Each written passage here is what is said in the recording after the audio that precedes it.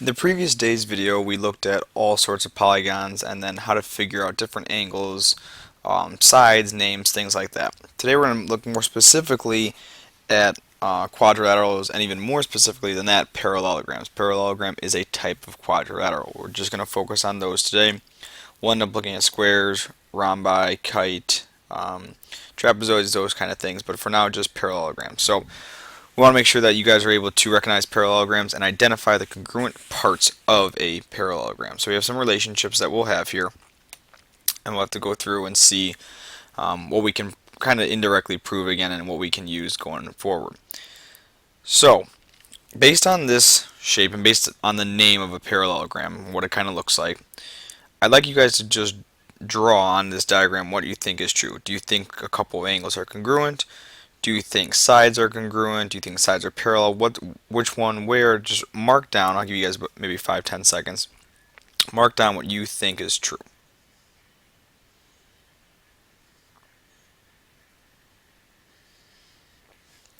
Okay, so depending on what you guys wrote down, and again, hopefully you did that to help you understand this a little bit more, and maybe you already even know what a parallelogram is, we would write parallelogram ABCD as parallelogram ABCD. Pretty simple. So let's see if you guys were right based on what you had there. So what I want you guys to do is draw a diagonal AC into your diagram. Now, mark all congruent angles from parallel lines. So if we're saying that these are parallel lines, we have it cut by a transversal. We know alternate interior. Okay? And now if we go to step 3, which triangles are congruent in our diagram? Well, we could say that triangle ADC is congruent to triangle, it would be triangle CBA by angle side, that middle side that they share there, angle side angle. If we know they're congruent triangles, now we know that all their parts are congruent. So what else we can say would be that this is congruent to this is congruent to this, and lastly this angle is congruent to this angle. So we have a bunch of things congruent, so we can write all those down that I just did. First thing, we knew that AD was going to be congruent to BC. We know that AB is congruent to CD. We know that angle D is congruent to angle B. So 3 extra things that we now know because we've shown that those triangles are congruent. Again, I'm not going to ask you to prove that every time, but it'd be a good idea to get a start with that. So if we continue on and we look at what we just saw, we were going to say that opposite sides, which I know you guys know what opposite means. Opposite sides of a parallelogram are congruent. They're the same. Opposite angles, so kind of going across diagonally of a parallelogram, are also congruent. Okay, so that's a couple things so far. Opposite angles, opposite sides are both congruent. We also have consecutive angles. Consecutive would mean like 7, 8, 9 are consecutive numbers. So we would say that this angle and this angle are consecutive. D and C are consecutive. They go one right after another. And what we're going to see here is if you thought about extending this, you're going to see that these angles should actually be supplementary to each other. Same thing going this way. These angles D and C would be supplementary to each other. So diagonally they're congruent, supplementary they are, or consecutively they are supplementary. So if angle A was 120 degrees, we would say that angle B would have to be 60 degrees, and it's as simple as that. Okay, so we have opposite sides are congruent, opposite angles are congruent, and then consecutive angles are supplementary. Excuse me. Okay. If we draw both diagonals into our parallelogram, we can find out a little bit more. So if we do this, we can find one more thing. And what we're going to see here is we just cut these diagonals in half right at the middle. So they're basically cutting each other in half. Now they're not all congruent because if you think about the distance from D to B, that's going to be a little bit longer than the distance from A to C. But they do cut each other in half. So the diagonals of a parallelogram bisect each other, meaning that if this is 4, this is 4. If this is 6, that wouldn't make as much sense. We should make that less because it looks like it's less. 2 and 2. Alright, so if we look at a couple examples, king is a parallelogram. You always want to make sure you know what kind of shape you're working with. Now we want to solve for x, y, and z. Okay, so you want to know, make sure you know your alternate interior and everything that you've learned up to this point, plus a couple of things we've just talked about. So this is mainly things that we've talked about before. We know the opposite angles are congruent. So we know these two angles are congruent. We know these two angles are congruent. We know this. We know this. Okay, so let's see what we can find. If this angle is 29 degrees, and that's making it part of that angle, this angle has to be 29. They're alternate interior, and that would be the other part of it. So x is 29 degrees. Angle y. Okay, so we're not in a position maybe yet where we can find angle y. Although if we mark over here that this is 29, we have 29 plus 78 is going to give us 117. Okay, so then we know that, let's see where we at. Oops, not 117, 107. So we're 180 minus 107, that would be 73 degrees for y. And to find z, that'd be 180 minus 78, since this right here is a linear pair. That'll come up still. 180 minus 78 is going to give you 102 degrees. Okay, so applying some things that we've talked about before. In parallelogram, okay, so again, we're dealing with parallelogram. RS TV. Speaking of TV, I'm watching the Carolina Panthers versus New England Patriots game. It has some serious fantasy implications. Anyways, we have diagonals RT, and we have diagonals, whoa, that's not the greatest diagonal. Diagonal VS. Intersect at Q. Well, that's not a Q. If RQ equals 5x plus 1 and QT equals 3x plus 15, find QT. Okay, well, what do you know about a diagonal or about a parallelogram that's going to help you in this situation? Look back above, but they bisect each other. Those two sides are, or those two segments are congruent. Those two segments are congruent. Okay, so we're gonna. You can skip ahead if you want, or you can pause and see if you're gonna get this right. So we're gonna set those equal to each other. Subtract both sides. 2x plus 1 equals 15. Some pretty simple stuff here going on. So x is 7. Don't forget to answer the question. Find QT. Plug it back into that one. So that's going to be 3 times 7 is 21 plus 15. QT is going to be 36.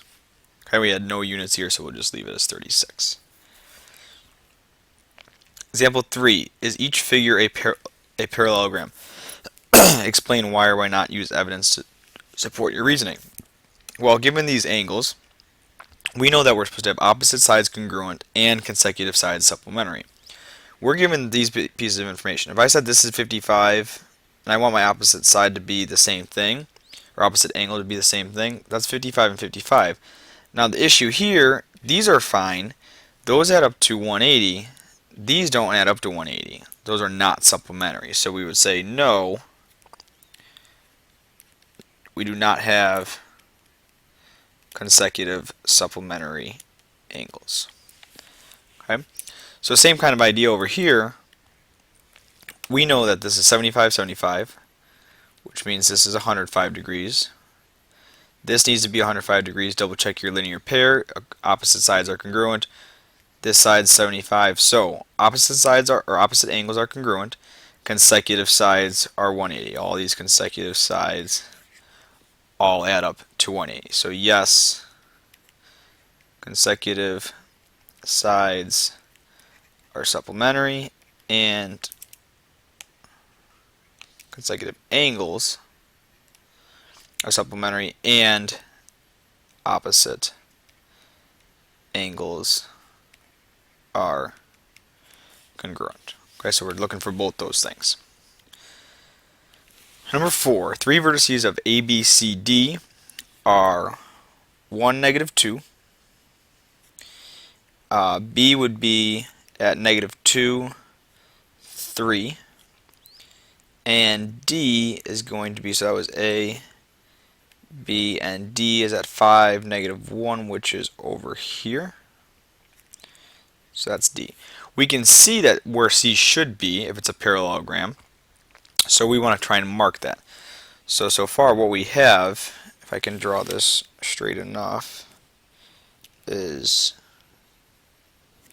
that to there. And then again, we know about where it is, but I'd like you to see if you guys can figure out where C should be based on maybe slopes, things that you've seen before. You want to make sure your parallelogram looks the same everywhere. So see if you guys can figure out where C is and write down what point you guys think that's going to be at, and we'll test and see how you guys did tomorrow for number 4. So make sure you have that one done in 4. A few more. Perimeter of PQRS. Okay, so PQRS. Again, it doesn't matter where you start when you're labeling as long as you keep going around the parallelogram. You don't want to go like P across diagonally to Q and jump around. So you want to make sure you're going in the same order. PQRS is 60 centimeters. Okay, so our perimeter is going to be 60 centimeters. PQ is PS plus 6. Solve for each side length. Okay, so this is a little bit tricky to set up. Once you have this set up, pretty easy problem. Now, PQ is PS plus 60. We don't know what PS is. Okay, so if I don't know what PS is, I'm going to mark it as an X. We know that if PS is X, so is QR. Those have to be the same. So what we're going to make PQ is X plus 6, or PS plus 6. This side is also then X plus 6. From here, we're going to say X plus 6, or 2X, or 2 of them, plus 2 X's. You could also write it out as X plus 6 plus X plus 6 plus X plus X. It's the same thing. This is a lot shorter. So we're going to go ahead and get 2X, and work ahead, pause if you'd like to see if you're going to get it right, plus 2X equals 60. So we have 12 plus 4X equals 60. And again, turns into your simple algebra problem. So X is 12, and go back and answer the question, each side length. That would make this side 18, which makes this side 18, this side 12. This side 12, you can double check your answer by making sure all 4 of those sides add back up to 60, and they do. Number 6, the perimeter of PQRS is 40 centimeters. Okay, so we know the perimeter again is 40. And PS equals PQ squared. So let's make sure we label this correctly again. PQRS. Using that same kind of technique and method there, I want you guys to set up and solve an equation to find X and then plug it back in to find both sides. So same type problem. You have PS equals PQ squared. You don't know what Q is or PQ is, so you got to set something up with a variable for that. So same thing, I'd like you guys to try 6, and we are going to use, actually let's see, we're going to use 7 today, and then I'll have you guys go over 8 tomorrow, probably in class. We'll do those at the beginning. So number 7, complete each statement about KELB. Okay, so what we have here is KBY, that angle there, that's not that angle, KBY, the whole thing, would be congruent to LEK.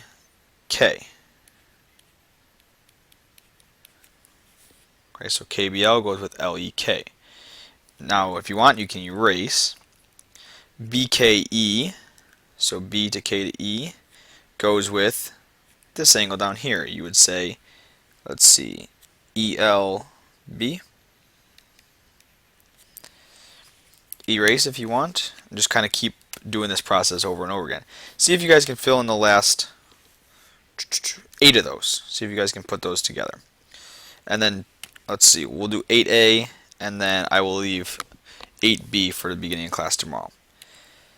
Okay, solve for x and y in each parallelogram. Well, you know that this is true. We know that this is true. So you have a couple different setups you can do here. You can do consecutive sides add up to 180. You can do opposite sides are congruent. You just need to make sure you're setting up two equations, because what you're going to run into is that you're going to have some of these. Well, it depends what you want to do. If you want to set up a system, you could say 6x equals 10y minus 10 and do 15y plus 15 equals 12x. And you're going to have x's and y's. That requires a system. Your other option here is going to be probably the one that you would prefer. You have those sides, or those angles rather, and these angles. Those are consecutive angles. Consecutive angles are supplementary. So we have 12x plus 6x equals 180. We have 10y minus 10 plus 15y plus 15 equals 180. So two different setups, and we're going to be able to find x and y. So 18x equals 180, x is 10. And then over here we have 25y plus 5 equals 180. So we're going to end up with 25y equals 175 and divide. So that's going to come out to 7. We will save B for tomorrow. Again, always feel free to work ahead, and then you can talk about it in your groups when you get to class tomorrow. You will need to set up a system for B. Adios.